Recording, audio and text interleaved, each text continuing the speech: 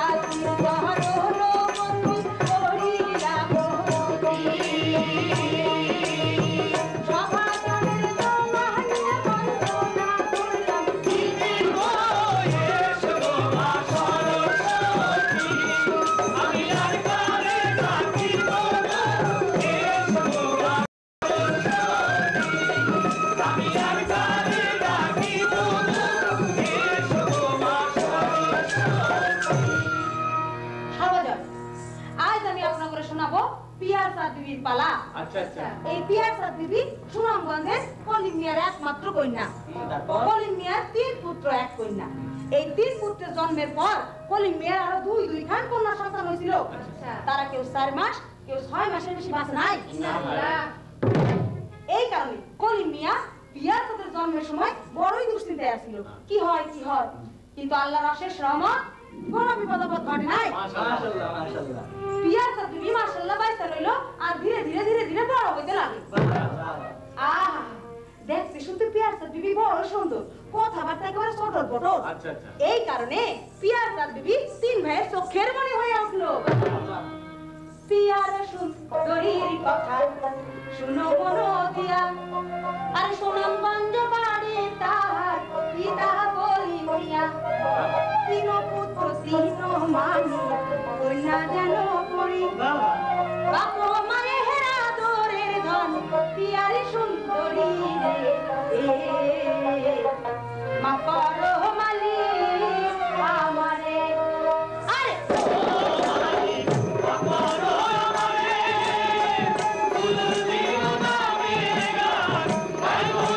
শুনে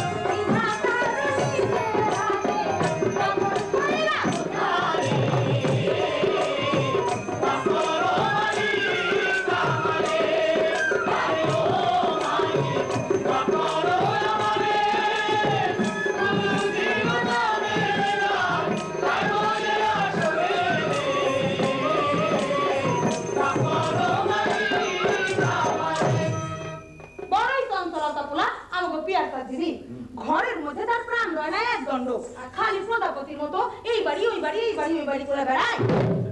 পিয়াসাদ বিবির মতো সুন্দরী কন্যা যে গ্রামে বাস করে সেই গ্রামে তো ইসাকের মতো দুষ্ট লোক থাকতে হবে নাকি বল? হ্যাঁ, বাতির নিচে অন্ধকার। হ্যাঁ, বাতির নিচে অন্ধকার। এই পিয়াসাদ বিবির কথা এখান থেকে থইয়া দুষ্ট ইসাকের পরিচয় দিই, শুনেন মনে দিয়া। আচ্ছা আচ্ছা। সুনামগঞ্জের মাঝে ইসাকের বাড়ি, নাম জানা মানুষ সারা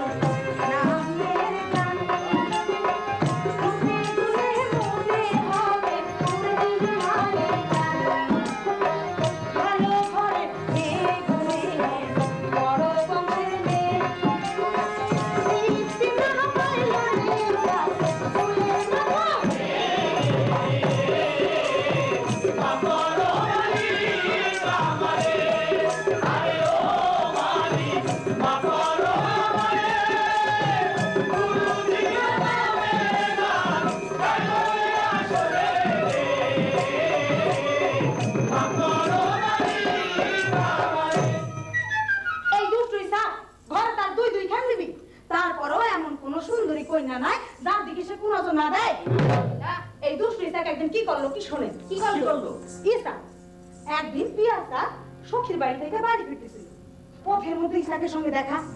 দুষ্ট ইসাক একদিন কি করলো, পিয়াসা যে একলা পাইয়া খুব প্রস্তাব দিল। এই না কথা শুনে না আমগো পিয়াসা দেবী অভিমানে অপমানে কানতে কানতে কানতে কানতে বাড়িতে ফিরল। বাড়িতে আসিয়া পিয়াসা দেবী খায় না দায় না, খালি কান্দে আর কান্দে। আদরের এক পত্র বোনকে কাঁদতে দেখে পিয়াসাদের 3 ভাইয়ের মাথায় তখন খুন চলে যায়। পিয়াসাদের বড় ভাই তখন পিয়াসাকে জিজ্ঞাসা করে, প্রিয় বোন আমার, আজ তোমার কি হয়েছে? পিয়াসা নীরব, কোন প্রশ্নের উত্তর সে দেয় না। বলো বোন, কেন তোমার মন খারাপ? পিয়াসা তখন নীরব, কোন প্রশ্নের উত্তর সে দেয় না। তোমাকে আম্মা জান কিছু বলিয়াছেন? তাহলে আব্বা জান? তাহলে পথে কেউ কিছু? ইসাক, ইসাক! এত বড় সাহস ইসাকে আমার আদরের বোনকে অপমান করে! ভাইরা আমার, চলো একটা বিহিত করতেই হবে। এই না বলে 3 ভাই ছুটতে ছুটতে ছুটতে ছুটতে চলে যায় ইসাকের খোঁজে। 3 ভাই যায় যায় রে ইসাকেরও খোঁজে। 3 ভাই যায় যায় রে ইসাকেরও খোঁজে। 3 ভাই যায় যায় রে ইসাকেরও খোঁজে। আরে সুন্দরী আরে তার দিকে কোন নজর দেয়, সাহসে কি ভারী। 3 ভাই যায় যায় রে ইসাকেরও খোঁজে। 3 ভাই যায় যায় রে ইসাকেরও খোঁজে।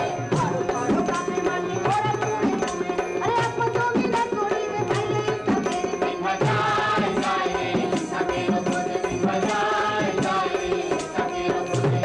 আপসই সাপ হয়ে আর পথে পালায় আরে বাড়ি ছাড়া গ্রাম ছাড়া আসে না পাড়ায়। 3 ভাই যায় যায় রে ইসাকেরও খোঁজে। 3 ভাই যায় যায় রে ইসাকেরও খোঁজে। 3 ভাই যায় যায় রে ইসাকেরও খোঁজে। সারা গ্রাম তন্ন তন্ন করে ইসাককে কোথাও খুঁজে পাওয়া যায় না। তখন 3 ভাই ছুটতে ছুটতে একে দিয়ে করে এমন ইসাকের বাড়িতে করিল গমন। 3 ভাইয়ের গর্জনে ঘর থেকে বেরিয়ে আসে মেহেরজান বিবি। ওই যে সেই ইসাকের মেঝো বিবি মেহেরজান বিবি। মেহেরজানকে দেখে 3 ভাইয়ের বড় ভাই তখন বলে, ইসাক কোথায়? তিনি বাড়ি নাই। এত বড় সাহস ইসাকের আমার আদরের বোনকে অপমান করে! আজকে দিনের মধ্যে সে যদি আমার বোনের কাছে ক্ষমা চায় তাহলে তাকে আমরা গ্রাম ছাড়া করব। এই কথা বলে বড় ভাই তখন চলে যায় ওইদিকে ইসাক সমস্ত খবরই রাখে, কিন্তু ক্ষমা চাওয়া তো দূরের কথা, বাড়ি পর্যন্ত ফেরে না। দুষ্ট ইসাকের কথা এইখানেতে রাখি, যুবক বদিউজ্জামানের পরিচয় দেই, শোনেন এইবার দেখি। দুর্গাপুর রামখানি ভাই রে দেখে মনোহর গাছপালাই ঘেরা রাতে আহারি সুন্দর। ওই গ্রামে করে পাড়ায় থাকে এক জোয়ান, মুখে তাহার প্রেমের নেশা, ও মুখ তাহার সামনে।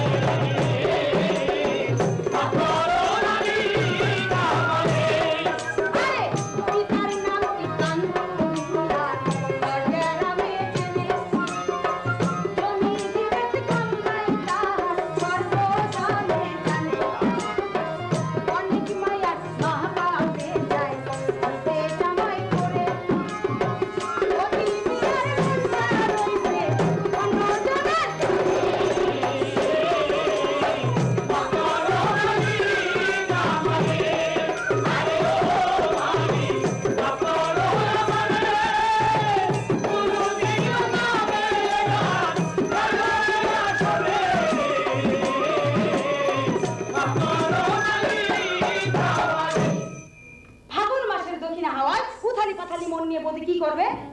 পারে না। এই না অবস্থায় একদিন বদি হাঁটতে হাঁটতে একে দিয়ে করিয়া মন মায়ের কাছে করিল বাবু। ওইদিকে অন্দরমহলে মা তখন বসে বসে কাপড় সেলাই করছে।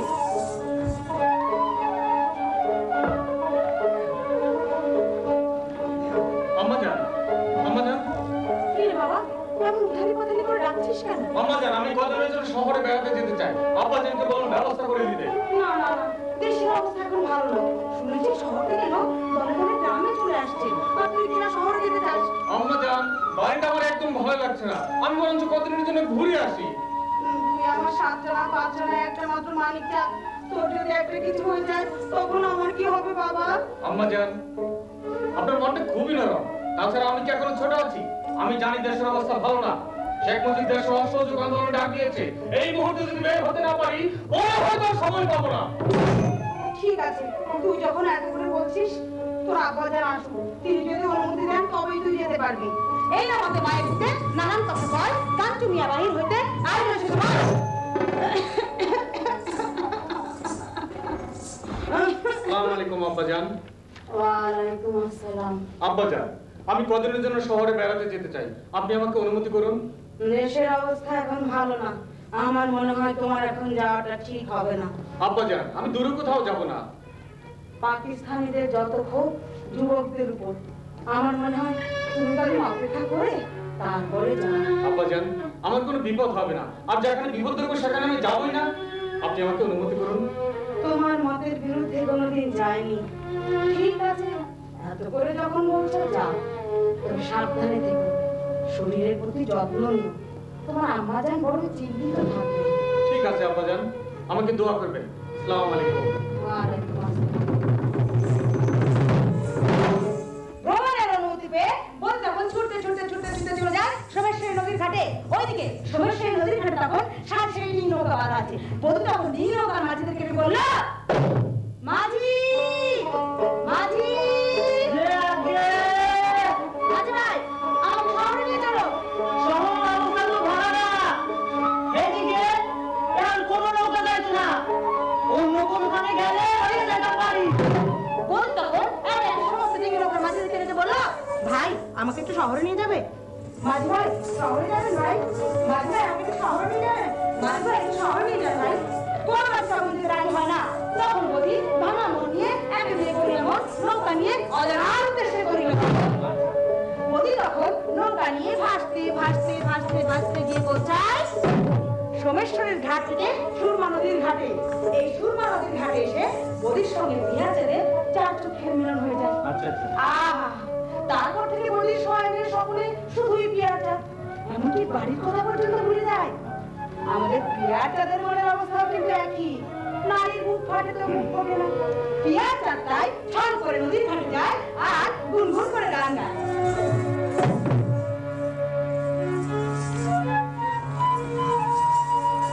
সোনা বন্ধে আমারে দিওয়ানা বানাইলো, সোনা বন্ধে আমারে পাগল করিলো, না জানি কি মতো করে জাদু করিলো, সোনা বন্ধে।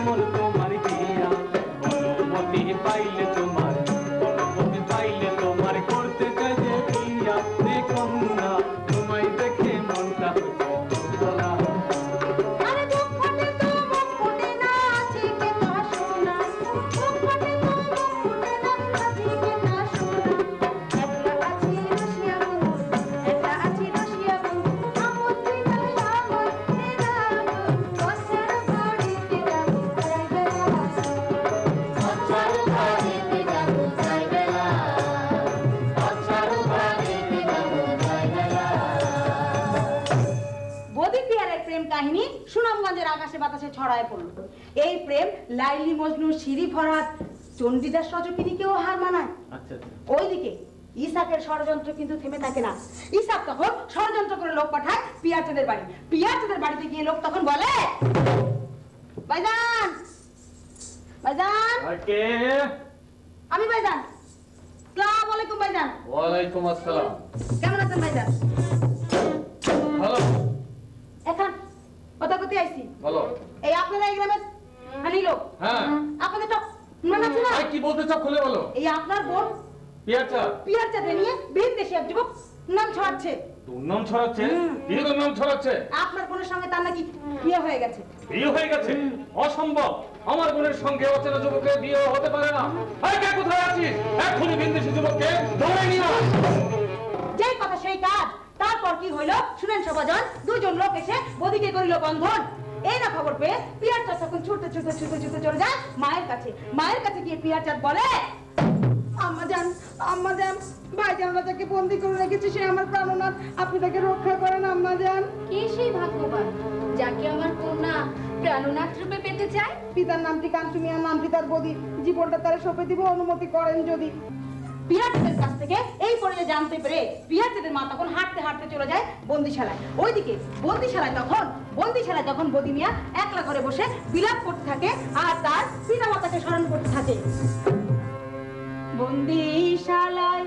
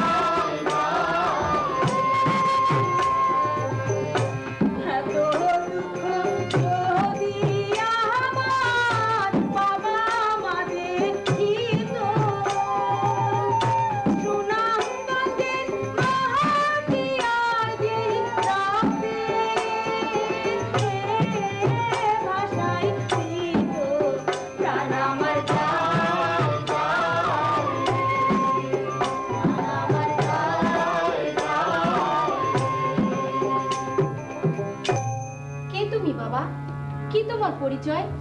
নামটি আমার বদি মিয়া, দুর্গাপুরে বাড়ি। পিতার নামটি কাঞ্চু মিয়া, মা সোনাই সুন্দরী। কি সোনাই বাবুর ছেলে? বাবা, তুমি আমার সোনাই বাবুর ছেলে? ওরা না জেনে তোমাকে বন্দি করে রেখেছে, আমি এখনই তোমাকে মুক্ত করে দিচ্ছি।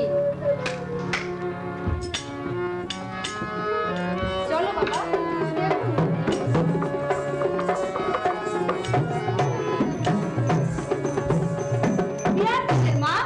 পিয়ারচাঁদের মা বদিকে মুক্ত করে নিয়ে যায় অন্দরমহলে। তারপর পিয়ারচাঁদের মা একে দিয়ে করিয়া মন হাঁটতে হাঁটতে হাঁটতে হাঁটতে তিন ছেলের কাছে করিল গমন। তিন ছেলে তখন মাকে দেখে বলে, আসসালামু আলাইকুম আম্মা জান।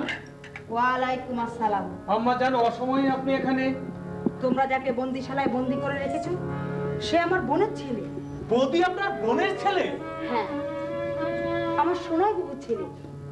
আমি আমার সোনাই বাবুকে কথা দিয়েছিলাম তার পুত্রের সঙ্গে আমার কন্যার বিবাহ দেব।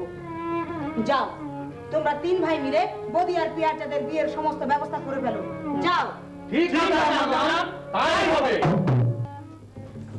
মায়ের কাছে বদির পরিচয় জানতে পেরে তিন ভাই তখন হাঁটতে হাঁটতে হাঁটতে হাঁটতে একে দিয়ে করিয়া মন বদির কাছে করিল গমন। বদির কাছে গিয়ে বড় ভাই তখন বলে, ভাই, আমরা না জেনে তোমাকে অনেক কষ্ট দিয়েছি, তুমি কিছু মনে করো না ভাই। ছি ছি ছি, এসব কথা বলে আমাকে লজ্জা দিবেন না। মায়ের কাছে জানতে পারলাম তুমি আমাদের সোনাই খালার ছেলে। তোমার সঙ্গে আমার বোনের বিবাহ পূর্বে স্থির হয়ে আছে। তাহলে পঞ্জিকা দেখে দিনক্ষণ ঠিক করি। মা বাবাকে না জানিয়ে কি করে বিবাহ করি? না না না, দেশের অবস্থা এখন ভালো না। শুনেছি ঢাকায় ছাত্ররা স্বাধীন বাংলার পতাকা ওড়াচ্ছে। ভুট্টো মুজিবের বৈঠক স্থগিত হয়ে গেছে। এই অবস্থায় যে কোনো সময় যুদ্ধ লেগে যেতে পারে। এই একটিবারের জন্য যদি আমি বাড়িতে যেতে পারতাম। আমার মনে হয় তুমি পিয়ারচাঁদকে বিয়ে করে তবেই যাও। ঠিক আছে, আপনারা যা ভালো বোঝেন তাই হবে। তুমি আমাকে নিশ্চিন্ত করলে ভাই। যাও, তুমি এখন বিশ্রাম করো গিয়ে। ঠিক আছে। বদির অনুমতি পেয়ে তিন ভাই তখন লেগে যায় বিয়ের আয়োজনে। একদিকে বদি, অন্যদিকে পিয়ার চাঁদ। ওইদিকে অন্দর মহলে তখন পিয়ার চাঁদকে তিন ভাবি আর সখীরা মিলে সাজাতে থাকে। কন্যা সাজে সাজে গো কন্যা বৈশা নিরালায়, কন্যা সাজে সাজে গো কন্যা বৈশা নিরালায়, কন্যা সাজে সাজে গো কন্যা বৈশা নিরালায়। আরে তিন ভাইয়ের বৌমা শিলা সাজাতে আনিলে, রাতে মিশে নাচে নন পড়াইলো তারে। আজকে তুলে করলো লড়া লড়া, আরে তার উপরে তুলে দিল বদি মুখে ধরা। কন্যা সাজে সাজে গো কন্যা বৈশা নিরালায়, কন্যা সাজে সাজে গো কন্যা বৈশা নিরালায়। আর তুলেতে মাখাইয়া দিল আতরের পানি, আর তার উপরে তুলে দিল সিঁথির ঢাকুনি।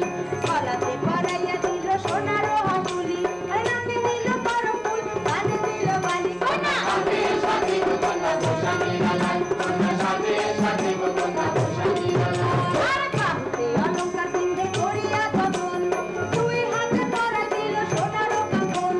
সুন্দর পরাইয়া দিল দুই পায়ের মাঝে, আর সুন্দরী পিয়ারি সাজু অপরূপ সাজে। কন্যা সাজে সাজে গো কন্যা বৈশা নিরালায়, কন্যা সাজে সাজে গো কন্যা বৈশা নিরালায়। আরে সাজিয়া গুজিয়া কন্যা মুখে দিল পান, সাজিয়া গুজিয়া কন্যা মুখে দিল পান।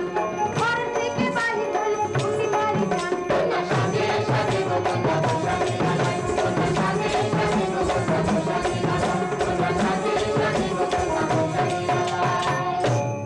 একে দুয়ে করিয়া পিয়ার চাঁদার বদির বিদায়ের ক্ষণ এসে যায়। সকলের কাছ থেকে বিদায় নিয়ে বদি তখন পিয়ার চাঁদকে সঙ্গে করে বজ্রা ভাষায় সুরমা নদীর ঘাট থেকে সোমেশ্বরের উদ্দেশ্যে। ওইদিকে বিয়ের খবর পেয়ে দুর্গাপুরে তখন চলছে বধূবরণ উৎসব। বদির বাবা মা পিয়ার চাঁদার বদিকে পেয়ে আনন্দে একেবারে আত্মহারা। আর পাড়া প্রতিবেশীর মুখে পিয়ার চাঁদের রূপের প্রশংসা তো শেষ নেই। বদি আর পিয়ার চাঁদের কথা এখানে ধুইয়া ওইদিকে ইসাক কি করলো শোনেন মনো দিয়া। ইসাক তখন পিয়ার চাঁদকে না পেয়ে প্রতিশোধ নিতে উন্মাদ হয়ে যায়। সে সুযোগ খুঁজতে থাকে, আর সুযোগও তার এসে যায়। সেই সুযোগ হলো যুদ্ধ। দেশ তখন উত্তাল, সারা দেশে লেগে যায় মুক্তিযুদ্ধ। যুদ্ধ লাগিল রে, স্বাধীনতা লাগি যুদ্ধ লাগিল রে, যুদ্ধ লাগিল রে, স্বাধীনতা লাগি যুদ্ধ লাগিল, যুদ্ধ লাগিল রে, স্বাধীনতা লাগি যুদ্ধ লাগিল রে। আরে লাগিল লাগিল যুদ্ধ লাগিল রে, বাংলাদেশে লাগি যুদ্ধ লাগিল রে। আরে লাগিল লাগিল যুদ্ধ লাগিল রে, বাংলাদেশে লাগি যুদ্ধ লাগিল রে, যুদ্ধ লাগিল রে, স্বাধীনতা লাগি যুদ্ধ লাগিল রে, যুদ্ধ লাগিল রে, স্বাধীনতা লাগি যুদ্ধ লাগিল রে। আরে রাষ্ট্রপতি লাগি যুদ্ধ লাগিল রে, কাছের পাড়াতে যুদ্ধ লাগিল রে। আরে রাষ্ট্রপতি লাগি যুদ্ধ লাগিল রে, কাছের পাড়াতে যুদ্ধ লাগিল রে, যুদ্ধ লাগিল রে, স্বাধীনতা লাগি যুদ্ধ লাগিল রে, যুদ্ধ লাগিল রে, স্বাধীনতা লাগি যুদ্ধ লাগিল রে, যুদ্ধ লাগিল রে, স্বাধীনতা লাগি যুদ্ধ লাগিল রে। সেদিন বাংলার আপামর জনতা একে দুয়ে করিয়া যুদ্ধে করে গঙ্গ। সেদিন আমার বাংলা মায়ের দামাল ছেলেদের বুকে ছিল আশা, মুখে ছিল আমরা পরাজয় মানব না, তোমার মাটির একটি কণাও ছাড়বো না, আমরা পাজর দিয়ে দুর্গ ঘাঁটি গড়তে জানি, তোমার ভয় নেই মায়া, আমরা প্রতিবাদ করতে জানি, মা গো ভাবনা কেন।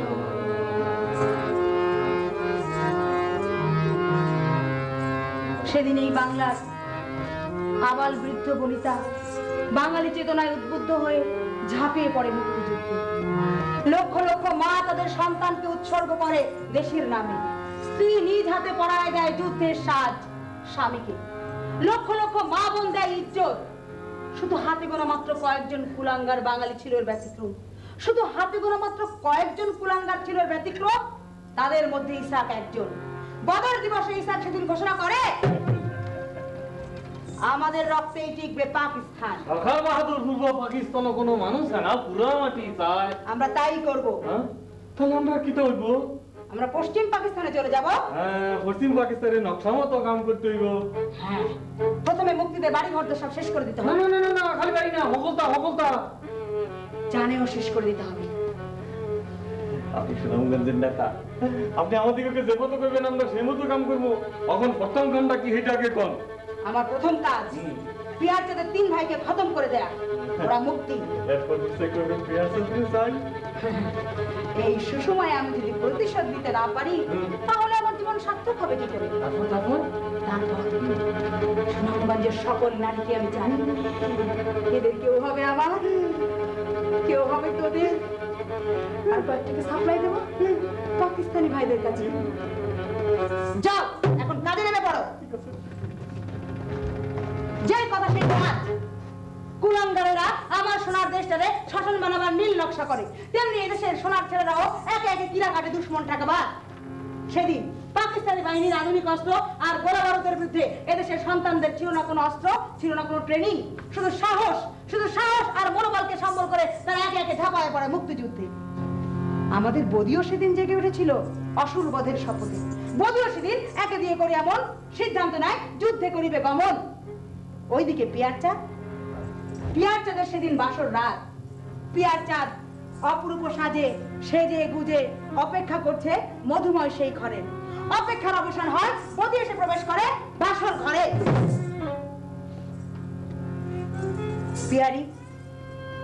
পিয়ারি বলেন প্রাণনাথ। তোমার সঙ্গে আজকের এই রাত কাটানো আমার সম্ভব নয় পিয়ারি। কেন কেন স্বামী, কি আমার অপরাধ? আমি যুদ্ধে যাব। আজ কেন স্বামী, আজ কেন যুদ্ধের কথা? দুদিন পর যদি যেতেন আমি নিজ হাতে আপনাকে পরিয়ে দিতাম যুদ্ধের সাজ। দিনক্ষণ গুণে পঞ্জিকা দেখে বিয়ে করা যায়, কিন্তু যুদ্ধে যাওয়া যায় না প্রিয়তমা। তাই বলে আজ রাতেই যেতে হবে? হ্যাঁ, আজ নিশীথ রাতে। কাল সকালে উঠে সকলে জানবে বঙ্গমাতার আরেক সন্তান মুক্তিযুদ্ধে গিয়েছে। আমাদের সেই মধুময় রাত যাপন তাহলে কি আর হবে না? হবে প্রিয়তমা, হবে, তবে পরাধীনতার শিকল পরে নয়, স্বাধীন দেশে। তুমি আমাকে বিদায় দাও প্রিয়তমা। বিদায় নয় স্বামী, বলুন আসি। সেই রাতেই বলি একে দিয়ে করে এমন মুক্তিযুদ্ধের উদ্দেশ্যে করিল গমন। আমার পাগলা ঘোড়া রে তুমি কোন মানুষ কই লইয়া যাও? আমার পাগলা ঘোড়া রে তুমি কোন মানুষ কই লইয়া যাও? আমার পাগলা ঘোড়া রে তুমি কোন মানুষ কই লইয়া যাও? ছোট বড় নদী নালা খাল বিল তো বানালা, ছোট বড় নদী নালা খাল বিল তো বানালা, পার পর্বত বন্ধ সব কথা পিছে মেরে পার হয়ে যায়। পাগলা ঘোড়া রে তুমি কোন মানুষ কই লইয়া যাও? আমার পাগলা ঘোড়া রে তুমি কোন মানুষ কই লইয়া যাও? যেতে কত দেখে অসহায় মানুষ, কাতারে কাতারে চলে নাই যে কোনো হুঁশ, ভিটা মাটি বাড়ি ঘর কিছু ফেলে যায়, কত স্মৃতি কত আশা কিছু নাই রে। পাগলা ঘোড়া রে তুমি কোন মানুষ কই লইয়া যাও? আমার পাগলা ঘোড়া রে তুমি কোন মানুষ কই লইয়া যাও? আগে পিছে খান সেনা জীবন রাখা যায়, শত শত মানুষ হতে বাঁচালি আশায়, পরবর্তী কোনো শিশু জীবন মোড়া হয়, শরণার্থী শিবিরে হয় শেষ যায়। পাগলা ঘোড়া রে তুমি কোন মানুষ কই লইয়া যাও?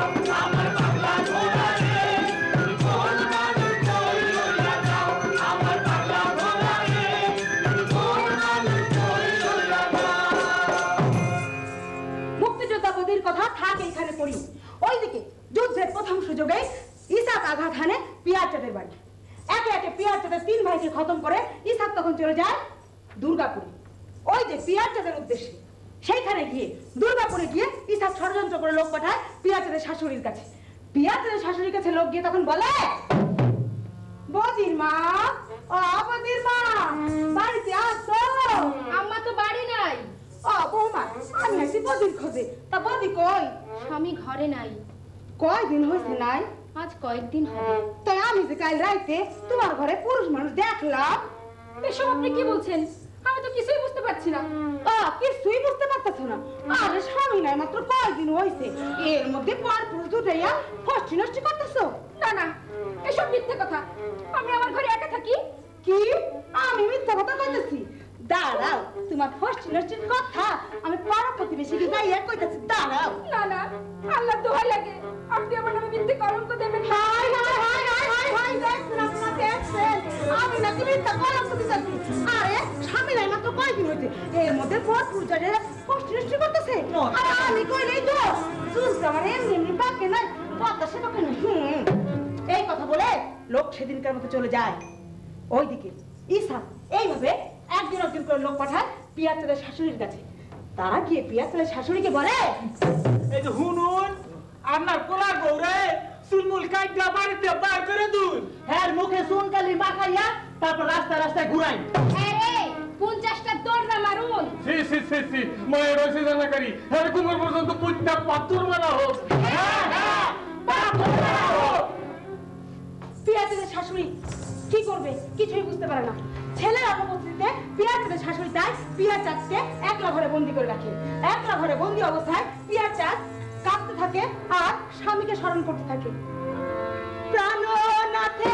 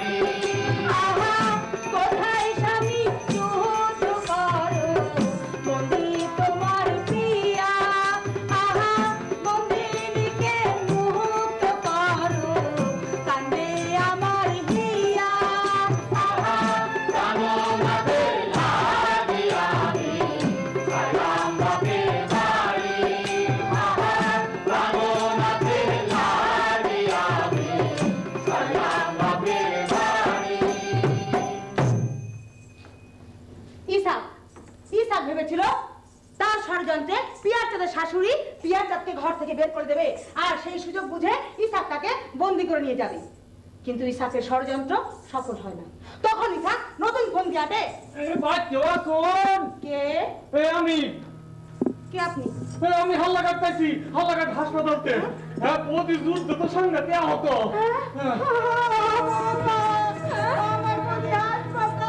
আমি যাব আমার স্বামীর কাছে। আমি যাব আমার স্বামীর কাছে। এই কথা বলে পিয়াচাঁদ ছুটতে ছুটতে চলে যায় আগন্তুকের কাছে। আগন্তুকের কাছে গিয়ে বলে, কোথায় আমার স্বামী? আমি যাব তার কাছে। আমি পিয়াচাঁদ। হাইরে হাইরে, হ্যাঁ তো কোনো জ্ঞান থাকতাছে না। জ্ঞান ফিরলেই খালি পিয়াচাঁদ পিয়াচাঁদ। হ্যাঁ পাইতে হলে আমার লগে আমার জান লাগবো। আমি তাদের বাসলাই পিয়াচাঁদ এক কাপড়ে চলে যায় আগন্তুকের সঙ্গে।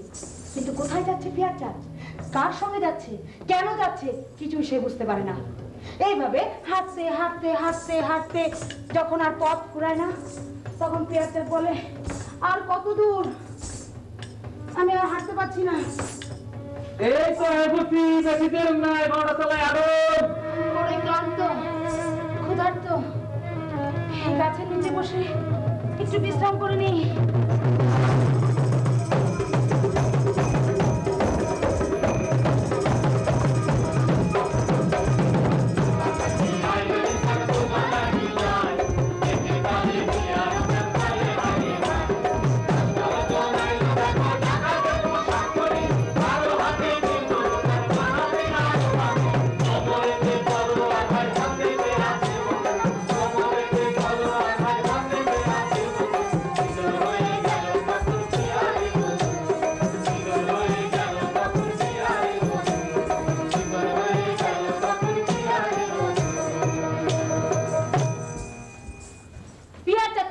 নিয়ে যায় ইসাক তার নিজ বাড়িতে। সেইখানে গিয়ে ইসাক পিয়ার চাঁদকে তার বাংলা ঘরে আটকে রাখে আর ছলে বলে নানাভাবে পিয়ার চাঁদকে বিয়ের প্রস্তাব দিতে থাকে। কিন্তু পিয়ার চাঁদ ইসাকের এই প্রস্তাবে রাজি হয় না। সে মনে মনে ভাবে সে তার জীবন থাকতেও ইসাকের মতো রাজাকারকে বিয়ে করবে না। ইসাকও কিন্তু ছাড়বার পাত্র নয়। ইসাক একদিন সেজে গুজে আতর মেখে পিয়ার চাঁদের ঘরে প্রবেশ করে।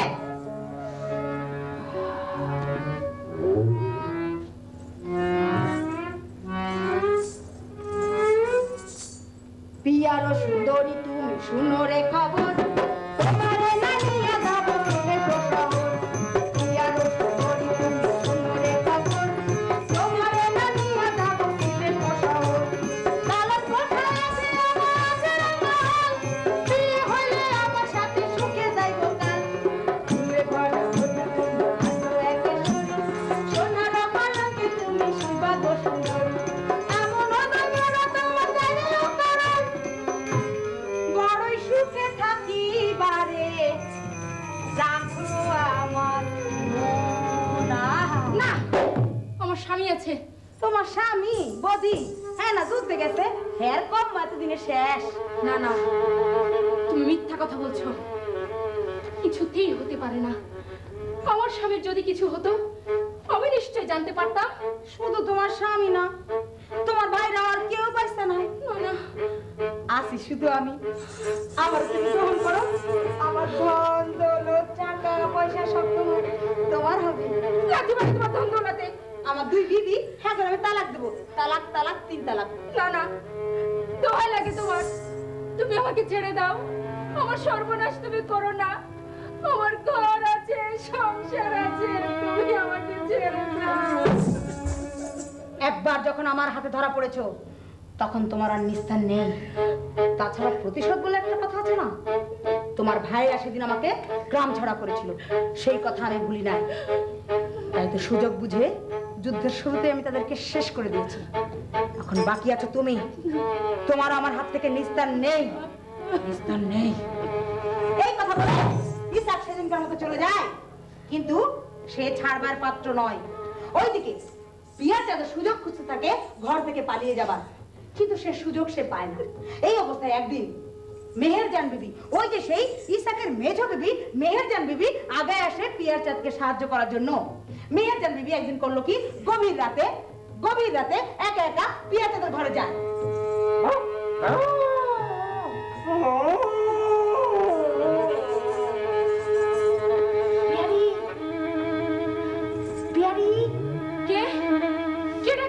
আমি মেহেরজান। মেহেরজান, চলে যাও তুমি। আমার জীবন থাকতে আমি ইসাকের মতো রাজাকারকে বিয়ে করব না। আমিও তাই চাই। তুমি এখান থেকে পালিয়ে যাও। কিন্তু তোমার স্বামী জানতে পারলে জানে শেষ করে ফেলবে। ফেলুক, ও একটা রাজাকার, অনেক মেয়ে সর্বনাশ করেছে। আর না, আর একটা মেয়েকেও আমি নষ্ট করতে দেব না। শোনো, কাল রাতে আমি তোমার জন্য ঘাটে নৌকা তৈরি রাখবো, আর তোমাকে যেভাবেই পারি এখান থেকে বের করে দেবো। তুমি তৈরি থেকো, ঠিক আছে? মেহেরজান বিবি পরদিন গভীর রাতে পিয়ার চাঁদকে সঙ্গে করে নিয়ে যায় নদীর ঘাটে নিয়ে গিয়ে পিয়ার চাঁদকে মেহেরজান বিবি নৌকায় তুলে দেয়। নৌকা নিয়ে পিয়ার চাঁদ রওনা দেয়, কিন্তু সে আর শ্বশুর বাড়ি ফিরে যায় না। ততদিনে তার চোখের জল শুকিয়ে গেছে, রক্তের মধ্যে দাও দাও করে জ্বলছে প্রতিশোধের আগুন। পিয়ার চাঁদ তাই নৌকা নিয়ে ভাসতে গিয়ে পৌঁছায় সীমান্ত অতিক্রম করে আগরতলায় গিয়ে পিয়ার চাঁদ মুক্তিবাহিনীতে যোগ দেয়। সেইখানে সে আরো বেশি উজ্জীবিত হয় স্বাধীন বাংলার বেতার কেন্দ্রের গান শুনতে।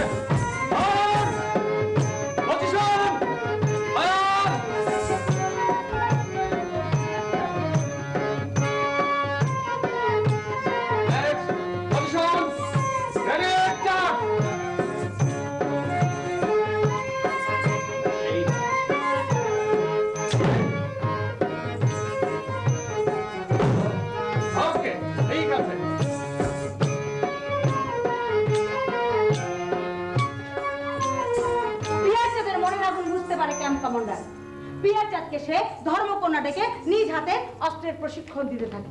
ইস্ট বেঙ্গল রেজিমেন্টের হাবিলদার হিসেবে কম কমান্ডার ছিল অস্ত্রের পরিচালনার বিশেষ দক্ষতা। সে তখন তার জানা সমস্ত কৌশল পিয়ারচাঁদকে উজাড় করে দিয়ে শেখায় আর পিয়ারচাঁদকে সঙ্গে সঙ্গে রাখে বিভিন্ন অপারেশনে। কিন্তু এতে পিয়ারচাঁদের মন ভরে না। সে চায় নিজেই একটি অপারেশনের নেতৃত্ব দিতে। এই নিয়ে সহমুক্ত যোদ্ধাদের সঙ্গে তার মতবিরোধ হয়। কিন্তু পিয়ারচাঁদ দম্বার পাত্রী নয়।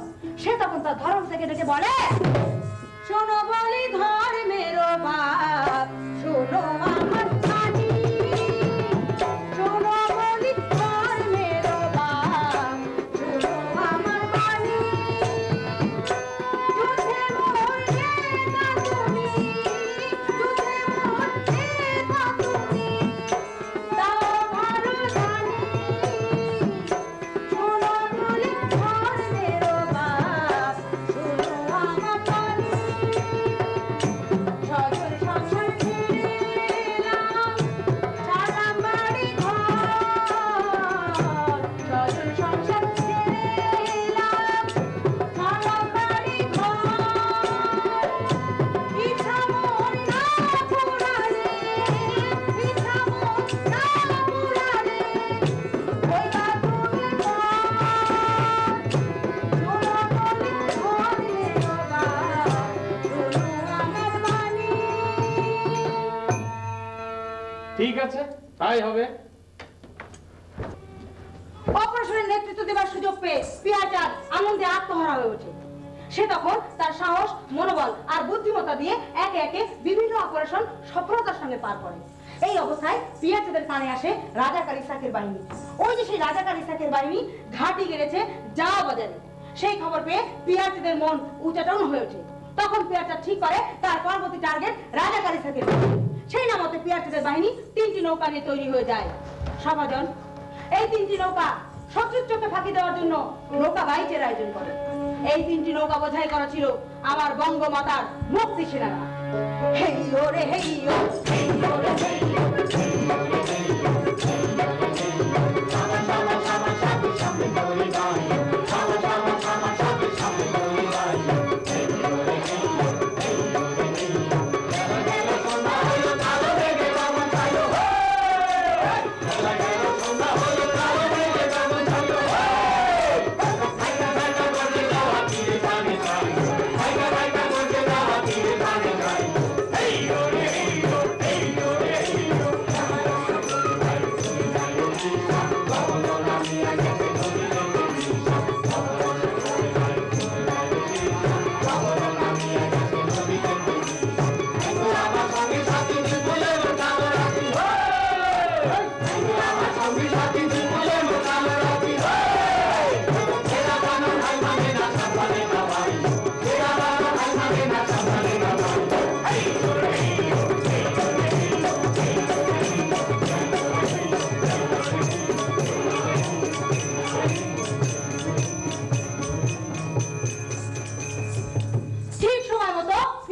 বাহিনী যাওয়া বাজারে পৌঁছে যায়।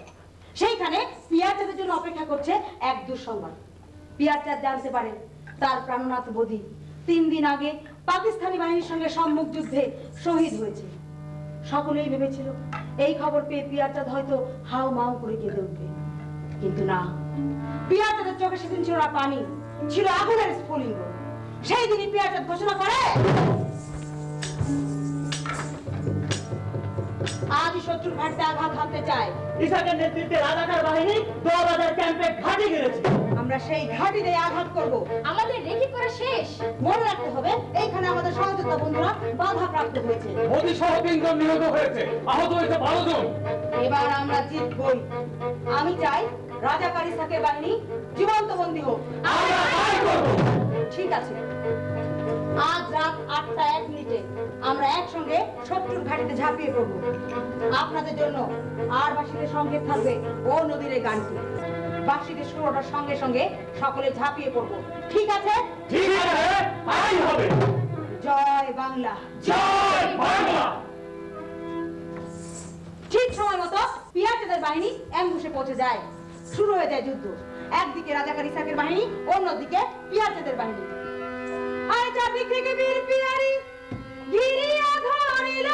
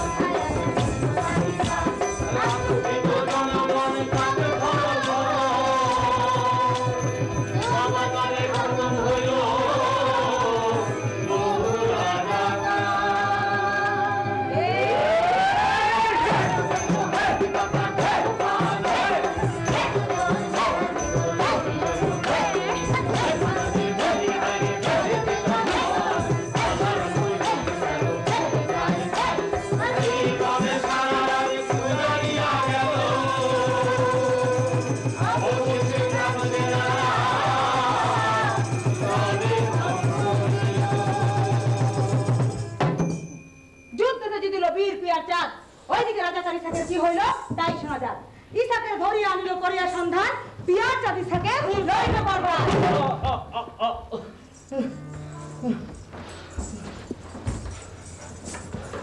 চেয়ে দেখ ইসাক, মৃত্যু তোর সামনে দাঁড়িয়ে আছে।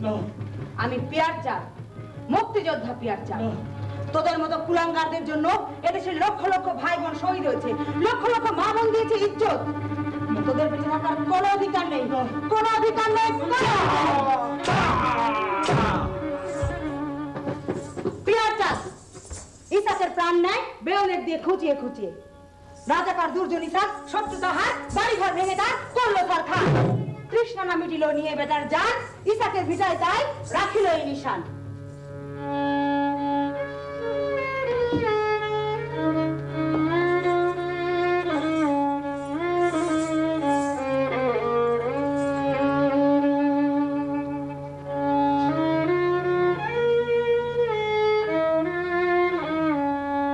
সেদিন ৭.৫ কোটি বাঙালির ইচ্ছে পূর্ণ হয়েছিল এইভাবে। এই সেই স্বাধীন পতাকা, এই সেই অতীত অশ্রুময় ইতিহাসের স্মৃতিচিহ্ন। এই পতাকার জন্য পিয়ার চাঁদের মতো লক্ষ লক্ষ মুক্তিযোদ্ধা হয়েছে স্বজন হারা, সর্বহারা।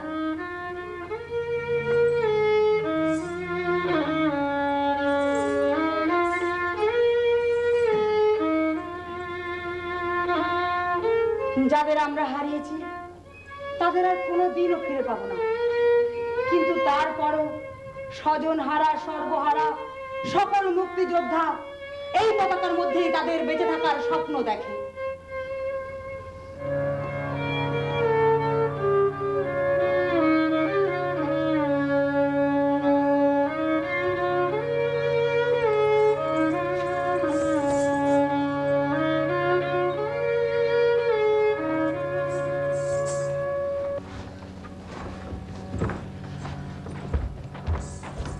সভাজন, পৃথিবীর কোন ইতিহাসই নারীর অবদান ছাড়া পূর্ণতা পায়নি। আমাদের বাংলাদেশে তার ব্যতিক্রম না। এদেশের আনাচে কানাচে ছড়িয়ে ছিটায় আছে এরকম নারীর অজস্র বীরগাথা। সুনামগঞ্জের পিয়ার চাঁদ তাদেরই একজন মাত্র। আর জিতে আসে পিয়ার চাঁদ সুরমা